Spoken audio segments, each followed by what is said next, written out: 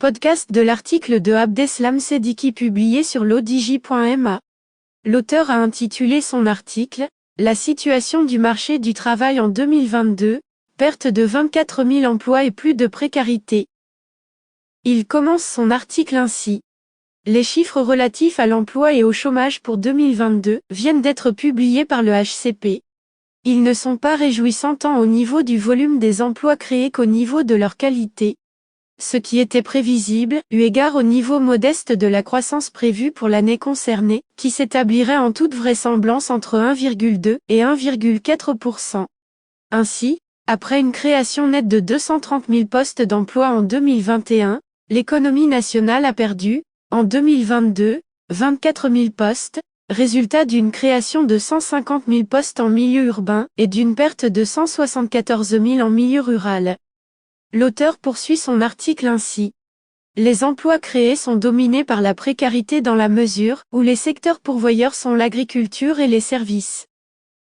En 2022, le secteur des services a créé 164 000 postes d'emploi au niveau national, 137 000 en milieu urbain et 28 000 en milieu rural, enregistrant une hausse de 3% de l'emploi dans ce secteur par rapport à 2021.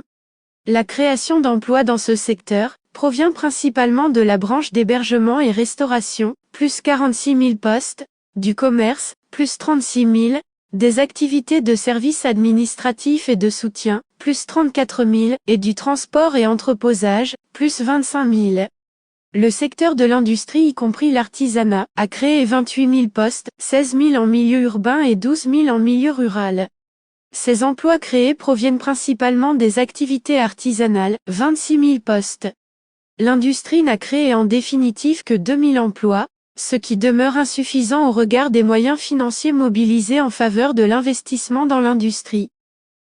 Le secteur de l'agriculture, forêt et pêche, qui emploie près de 30% des actifs occupés a de son côté, perdu 215 000 postes d'emploi au niveau national, 205 000 en milieu rural et 10 000 en milieu urbain. Enfin, le secteur des BTP, occupant 11% des actifs, a perdu 1000 postes d'emploi, résultat d'une création de 8 000 postes en milieu urbain et d'une perte de 9 000 en milieu rural. L'auteur précise sa pensée ainsi. Dans de telles conditions, avec une perte de 24 000 emplois, on s'attendait en toute logique à une aggravation du taux de chômage. Mais les hypothèses retenues par le HCP, celle d'une baisse du taux d'activité au niveau national, qui demeure inexpliquée, voire énigmatique, ont fait que c'est le contraire qui s'est produit. C'est ainsi qu'entre 2021 et 2022, le nombre de chômeurs a diminué de 66 000 personnes, passant de 1 508 000 à 1 442 000 chômeurs, ce qui correspond à une baisse de 4%. Cette baisse est le résultat d'une diminution de 70 000 chômeurs en milieu urbain et d'une augmentation de 4 000 en milieu rural. Par conséquent, le taux de chômage est passé de 12,3% à 11,8%, de 5,0% à 5,2%, plus 0,2 points en milieu rural et de 16,9% à 15,8% en milieu urbain, moins 1,1 point. Admettons, pour faciliter le raisonnement, ces hypothèses, on relève deux insuffisances, que cette baisse, supposée, du taux de chômage à 11,8% reste insuffisante pour retrouver le niveau d'avant Covid, celui de 2019 avec un taux de chômage de 9,2%, que les emplois perdus en 2020 suite à la crise Covid, de l'ordre de 430 000, continuent de peser de tout leur poids sur le marché du travail, dans la mesure où on a toujours un besoin de 224 000 emplois à créer pour combler cette perte. Par ailleurs, en prenant l'hypothèse d'un taux d'activité en 2022 égal à celui de 2021, soit 45,3% au lieu de 44,3%, on se retrouverait au minimum avec 1 530 000 chômeurs et un taux de chômage de 12,45%. L'auteur ajoute ainsi. En tout état de cause, cette baisse du taux d'activité, notamment en milieu féminin, de 1,1 point passant de 20,9% à 19,8%, constitue un camouflet cinglant pour le gouvernement, qui s'est engagé dans son programme à augmenter le taux d'activité des femmes de 20% à plus de 30% à l'horizon 2026. Tout indique, en effet, que cet engagement restera comme d'autres, un vœu pieux tant qu'il n'y a pas une volonté politique réelle pour y parvenir. Aussi, on ne voit pas l'effet de la politique de l'emploi mise en œuvre par les pouvoirs publics. On se demande où sont passés les chiffres avancés par le programme AORAC, autour duquel il y a eu toute une campagne de sensibilisation et de matraquage médiatique en vantant la création de 250 000 emplois en 2022 et 2023.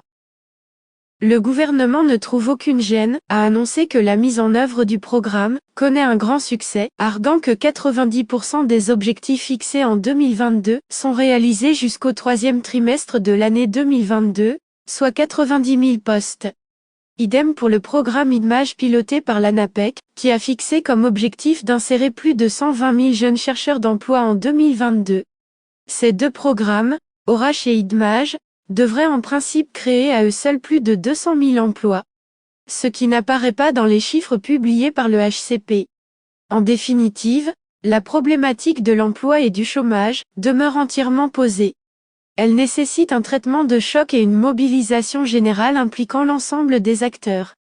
Le Maroc a devant lui une opportunité historique à saisir en mettant à profit l'aubaine démographique dont il bénéficie, grâce au rapport favorable entre population en âge d'activité et population inactive. Il doit absolument faire tout pour l'exploiter en créant des opportunités d'emploi décents au bénéfice de ces jeunes. L'auteur conclut son article ainsi. Malheureusement, quand on voit la situation dans laquelle vit cette jeunesse, il y a lieu de s'inquiéter sérieusement.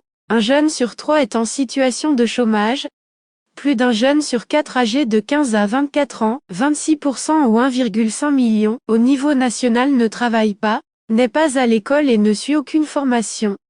Près de 73,4% de ces NEET, Not in Education, Employment or Training, sont des jeunes femmes dont 41,3% sont mariées et 65,7% ont un diplôme.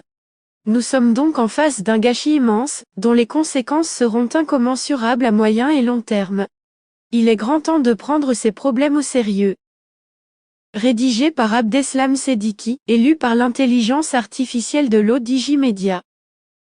N'oubliez pas de télécharger notre application l'ODJ Mobile sur Android et iOS, et de vous abonner à notre chaîne YouTube l'ODJ TV, si vous souhaitez être au courant des dernières actualités, podcasts et émissions télévisées.